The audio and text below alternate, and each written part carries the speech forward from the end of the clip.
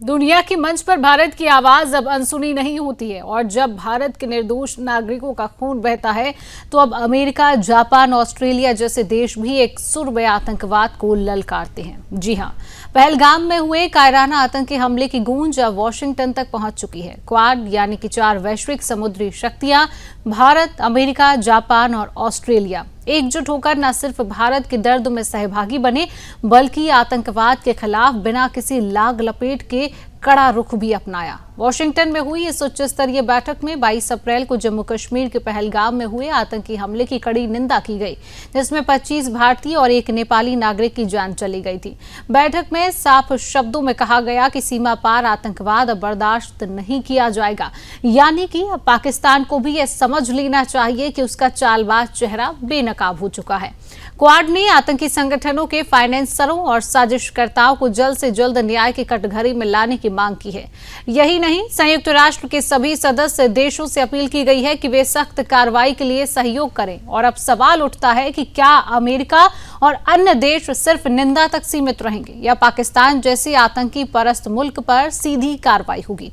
Quad करो केवल बयानबाजी नहीं बल्कि एक बड़ा संकेत है कि इंडो पैसिफिक क्षेत्र में भारत अब सिर्फ एक साझेदार नहीं, एक निर्णायक शक्ति है। बैठक में अब साफ किया गया है कि वे एक ऐसे क्षेत्र के पक्षधर हैं जहां ना तो चीन जैसी साम्राज्यवादी ताकतें दबाव बना सके और ना ही कोई देश बलपूर्वक यथाशक्ति बदल सके। ये भारत की कूटनीतिक विजय है, जिसमें न केवल आतंकवाद के मुद्दे पर वैश्विक समर्थन मिला बल्कि समुद्री सुरक्षा, टेक्नोलॉजी और आर्थिक स्थिरता पर भी भारत की अहम भूमिका पर मोहर लगी है। पहलगाम में मरने वालों की आत्मा को शायद थोड़ी तसल्ली तब मिली होगी जब दुनिया ने उनकी मौत को गंभीरता से लिया, लेकिन सवाल अब भी जिंदा है कि कब तक पाकिस्तान जैसे आतंकी नर्सरी चलाने वाले देशों को सिर्फ निंदा से बच निकलने दिया जाएगा। भारत ने अपने हिस्से का जवाब दे दिया है। राजनाथ सिंह ने साफ कर दिया कि जब जब हमारी जमीन पर खून बहेगा, भारत उसका जवाब देगा। अब देखना यह है कि क्या दुनिया, विशेष करके अमेरिका और संयुक्त राष्ट्र इस आतंक के सौदागर पाकिस्तान पर कोई ठोस कार्रवाई करेंगे या फिर नहीं। भारत अब चुप बैठने वालों में नहीं है और ना ही भारत के अब दोस्त।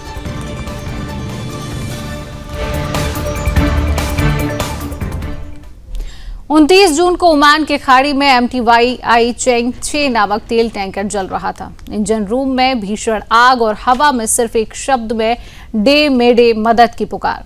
शायद समंदर की लहरें भी उस क्षण पर थम गई थीं, पर भारत की नौसेना नहीं, INS टावर जो मिशन पर तैनात था, एक क्षण की देरी किए बिना अधिकतम गति से घटना स्थल की ओर लपका।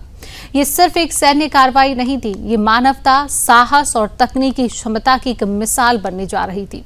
80 नॉटिकल मील की दूरी कुछ ही घंटों में तय कर INS टावर न केवल घटना स्थल पर पहुंचा बल्कि एक एक जान को बचाने का संकल्प भी साथ लाया। 7 भारतीय क्रू मेंबर्स जो घबराहट और धुएं के बीच जिंदगी की डोर थामे हुए खड़े थे, उन्हें INS टावर की नावों ने सुरक्षित बाहर निकाला। नौसेना की मेडिकल टीम ने उनकी जांच की, सभी सुरक्षित, और इसके बाद शुरू हुआ आग और असंभव से टकराने का भारतीय अभियान। पहले 6 बहादुर नौसैनिकों की डैमेज कंट्रोल टीम भेजी गई, फिर 13 और वीर योद्धा, 5 ऑफिसर और 8 नाविक जान की बाजी लगाकर जहाज पर चढ़े। धधकती आग जहाज की धातु पिघलने को थी, पर भारतीय नौसेना का हौसला लोहे से भी अधिक मजबूत था। कुछ ही घंटों में आग को इंजन रूम तक सीमित कर दिया गया। पूरे ऑपरेशन में एक भी जान नहीं गई।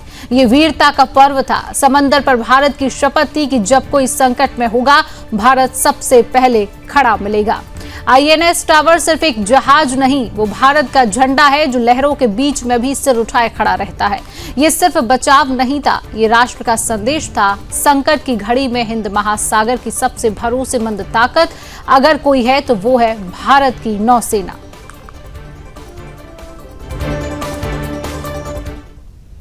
जब एक देश चुपचाप जमीन खोद रहा हो और उसके नीचे परमाणु युद्ध का बंकर बना रहा हो, तो क्या ये सिर्फ सुरक्षा है या तीसरे विश्व युद्ध की तैयारी? चीन एक बार फिर अपनी चालबाजियों और रहस्यमयी सैन्य गतिविधियों को लेकर दुनिया के रडार पर है। अमेरिका की ताजा खुफिया रिपोर्ट में एक बड़ा खुलासा हुआ है। बीजिंग से सिर्फ 30 किलोमीटर दूर चीन एक ऐसा मिलिट्री किला बना रहा है जो आकार में पेंटागन से 10 गुना बड़ा है। जी हाँ, इस मिलिट्री बेस का नाम बीजिंग मिलिट्री सिटी है, लेकिन असल में ये एक आधुनिक युद्धक किला है और संभवतः चीन की सबसे बड़ी रक्षा साजिशों में से एक। अगर इस किले की विशेषताएं बताएं तो शहर के नीचे जमीन के भीतर एक सीक्रेट परमाणु बंकर बनाया जा रहा है। ये बंकर परमाणु हमले, भूकंप, EMP अटैक जैसे विनाशकारी हालात झेलने के लिए डिजाइन किया गया है।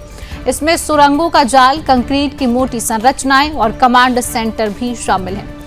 एक ऐसा बंकर जो तीसरे विश्व युद्ध में भी चीन की मिलिट्री को नियंत्रित रखे। 2022 में जहां ये इलाका सिर्फ रिहायशी जमीन था, वहां 2024 के मध्य तक करीब 100 से अधिक क्रेन और भारी निर्माण कार्य देखा गया। सैटेलाइट तस्वीरों में साफ तौर पर बंकरों की आकृति, किलेबंदी और रक्षा तंत्र की भारी मौजूदगी नजर आती है। और सबसे हैरान करने वाली बात तो ये है कि चीनी सरकार इस प्रोजेक्ट के अस्तित्व से ही इनकार करती है। चीनी दूतावास कहता है कि हमें इस साइट की कोई जानकारी नहीं, पर जमीनी हकीकत तो कुछ और है। ड्रोन पूरी तरह बैन है, CCTV कैमरे हर कोने में, हाइकिंग ट्रेल्स तक हटा दी गई है ताकि कोई नागरिक झांक तक ना सके। तो सवाल ये है कि आखिर क्या छुपा रहा है चीन? ये बीजिंग मिलिट्री सिटी सिर्फ एक सैन्य बेस नहीं, बल्कि वर्ल्ड वॉर 3 की रिहर्सल है। विशेषज्ञों का मानना है कि शी जिनपिंग 2027 तक PLA को अमेरिका की बराबरी तक लाने के मिशन पर है और ये गुप्त सैन्य शहर उसी सपने का पहला कदम है। चीन ने हमेशा धोखे से वार किया है, चाहे गलवान हो या फिर वैश्विक मंच। अब जब वो जमीन के नीचे युद्ध की तैयारियों में लगा है तो भारत को भी अब चौकन्ना नहीं, निर्णायक होना होगा, क्योंकि ये ड्रैगन कभी दोस्त नहीं बन सकता और वो अब तक आग तभी इसलिए नहीं उगल रहा क्योंकि वो कुछ बड़ा करने की फिराक में है।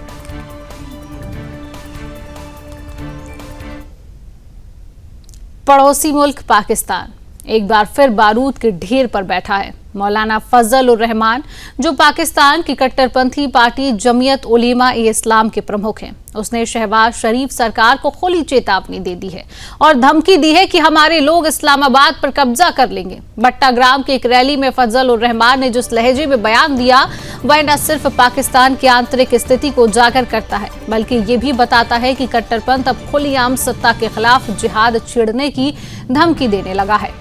मौलाना ने कहा है कि हमारी ताकत का अंदाजा इस सरकार को नहीं है। एक हफ्ते के भीतर इस्लामाबाद को घेर लेंगे। पहले भी उखाड़ फेंका था, अब भी उखाड़ देंगे। रहमान ने पाकिस्तान की सरकार को गैर कानूनी बताते हुए 2024 के चुनावों को फर्जी करार दिया है। उसने स्पष्ट शब्दों में कहा कि ये सरकार अवैध है और सत्ता में बैठे लोग हमारी आंखों में आंख डालने की हैसियत नहीं रखते। और यही नहीं रुका, मौलाना ने आगे कहा कि अगर हमें रोका गया तो पाकिस्तान में जिहाद शुरू होगा। अब सवाल ये है कि क्या पाकिस्तान एक और खिलाफत आंदोलन की ओर बढ़ रहा है? क्या कट्टरपंथी ताकतें अब सीधे सत्ता से टकराने उतर आई हैं? और सबसे अहम, इस्लामाबाद पर कब्जे की धमकी क्या पाकिस्तान को अफगानिस्तान की राह पर ले जाएगी?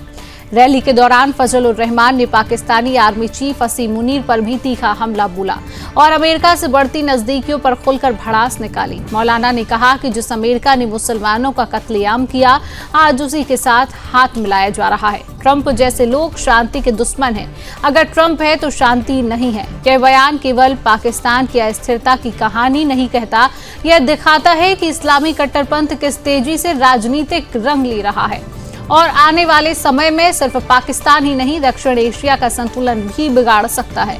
भारत के लिए ये चेतावनी है कि सीमा पार सिर्फ नापाक इरादे ही नहीं, अब खुली बगावत और कट्टर सोच भी आकार ले रही है। पाकिस्तान की सड़कों पर फिर जिहाद की हुंकार गूंज रही है और सवाल ये है कि क्या इस बार इस्लामाबाद बचेगा या पाकिस्तान एक बार फिर खुद अपने हाथों से खुद को जला बैठेगा। भारत से 5250 किलोमीटर दूर सर्बिया की सड़कों पर बारूद बिछ चुका है। छात्र क्रांति ने पूरे यूरोप को हिलाकर रख दिया है। राजधानी बेलग्रेड में हजारों छात्रों ने राष्ट्रपति अलेक्जेंडर वुसिक की तानाशाही के खिलाफ मोर्चा खोल दिया है और अब सवाल ये उठता है कि क्या एक और तख्ता पलट की पटकथा लिखी जा चुकी है? ये सिर्फ प्रदर्शन नहीं, गृह युद्ध की आहट है। 8 महीने पहले एक हादसे ने पूरे देश को झकझोर दिया था। 1 नवंबर 2024 को नोवी साड शहर में रेलवे स्टेशन की छत गिरने से 16 निर्दोष लोगों की मौत हो गई। हादसे के बाद सरकार की लापरवाही, भ्रष्टाचार और निकम्मेपन को लेकर जो गुस्सा पनपा, अब वह सीधे राष्ट्रपति की गद्दी तक पहुंच गया है। छात्र कह रहे हैं कि वुसिक को जाना ही होगा। विरोध अब केवल रेलवे हादसे तक सीमित नहीं है, यह आंदोलन बन चुका है। सर्बिया की आजादी की दूसरी लड़ाई, एक तरफ छात्र, दूसरी ओर आंसू गैस, लाठियां, हथकड़ी और गोलियां। बेलग्रेड की सड़कों पर युद्ध जैसा माहौल है। प्रधानमंत्री मिलोस बुचेविच इस्तीफा दे चुके हैं, लेकिन वो सिक अभी भी जमे हुए हैं। क्या वो शेख हसीना की राह पर जा रही हैं या फिर पुतिन की तरह तानाशाही से अपने शासन को बचा लेंगे? सवाल यह भी है कि ये आग सिर्फ सर्बिया तक रुकेगी या यूरोप के अन्य देशों तक फैलेगी। प्रदर्शनकारी सोशल मीडिया पर कह रही हैं कि हम शांति नहीं न्याय चाहते हैं और उनके हाथों में है तख्तापलट के पोस्टर, आजादी के झंडे और तानाशाही विरोधी घोषणाएं। पूरी दुनिया देख रही है कि कैसे एक शांत समझा जाने वाला देश अब जल रहा है, कैसे छात्र किसी नेता को उसकी कुर्सी से हिला सकते हैं और कैसे जनता का आक्रोश तानाशाही के खंभों को हिला देता है। भारत के लिए भी एक चेतावनी है कि जहां युवा ऊर्जा को अगर दबाया गया तो परिणाम विस्फोटक हो सकते हैं। इसलिए सर्बिया की छात्र क्रांति एक ग्लोबल उदाहरण बनती जा रही है कि जब छात्र उठ खड़े होते हैं तो सत्ता कांपने लगती है। अब सवाल यह है कि क्या सर्बिया में राष्ट्रपति वुसिक की तख्ता पलट जल्द होने वाली है या सत्ता एक बार फिर लाठियों के बल पर टिकाई जाएगी?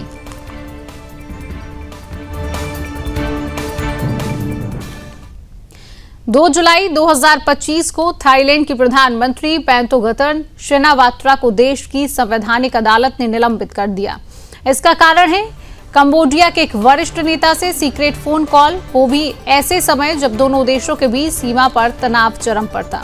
ये फोन कॉल सिर्फ राजनीति नहीं थी, इसने थाई जनता को झकझोर दिया था, क्योंकि इस विवाद की जड़ है प्रेह बिहार मंदिर। ये एक ऐसा शिव मंदिर है जो 1000 साल से खड़ा है, लेकिन आज भी गोलियों की जद में है। प्रेह बिहार मंदिर आस्था से आक्रोश तक। ये मंदिर 9वीं सदी का एक भव्य हिंदू मंदिर है, जिसे खमेर सम्राट सूर्यवर्मन प्रथम ने भगवान शिव के लिए बनवाया था। मंदिर का शिल्प, उसका वास्तु और उसमें आज भी गूंजती ओंकार की छाया, ये सब हिंदू संस्कृति की हजारों साल पुरानी जड़ें हैं। लेकिन अब ये मंदिर दो देशों के बीच विवाद का केंद्र बन चुका है। 2008 में जब कंबोडिया ने इसे यूनेस्को वर्ल्ड हेरिटेज साइट में शामिल करवाया, तब से थाईलैंड भड़का हुआ है। 2008 से 2011 तक सीमा पर कई झड़पें हुई और 2011 में तो खून बहा, सैनिक मरे और हजारों लोग बेघर हो गए। लेकिन 28 मई को सीमा पर फिर से फायरिंग हुई। कंबोडिया का कहना है कि उसकी सेना नियमित गश्त कर रही थी, लेकिन थाई सेना ने हमला किया। वहीं थाईलैंड का कहना है कि पहली गोली उधर से चली थी, इसमें एक कंबोडियाई सैनिक मारा गया। अब कंबोडिया ने 1 जून को आईसीजे जाने का ऐलान किया है, जबकि थाईलैंड आईसीजे के अधिकार क्षेत्र को मान्यता ही नहीं है। फिलहाल दोनों देश ज्वाइंट बाउंड्री कमेटी के तहत बात करने को तैयार हैं, लेकिन विश्वास की दीवार दरक चुकी है। मंदिर सिर्फ विवाद नहीं, हिंदू गौरव का प्रतीक है। इस मंदिर को लेकर विवाद सिर्फ सीमाओं का नहीं, एक सभ्यता की सीमा रेखा है। जब कोई 1000 साल पुराना शिव मंदिर गोलीबारी के बीच फंसा हो, तो सवाल ये नहीं कि वो थाईलैंड में है या कंबोडिया में। सवाल ये है कि क्या दुनिया हिंदू संस्कृति की विरासत को सम्मान देगी? भारत को भी इस मुद्दे पर अपना रुख स्पष्ट करना चाहिए, क्योंकि ये सिर्फ भारत के भूगोल से नहीं, उसकी आध्यात्मिक विरासत से जुड़ा मामला है। प्रेह बिहार मंदिर को गोली नहीं, घंटी चाहिए। इस पर झगड़ा नहीं, श्रद्धा चाहिए। और दुनिया को ये समझना होगा, जहां भगवान शिव की छाया हो, वहां कोई सत्ता, कोई सीमा बड़ी नहीं होती।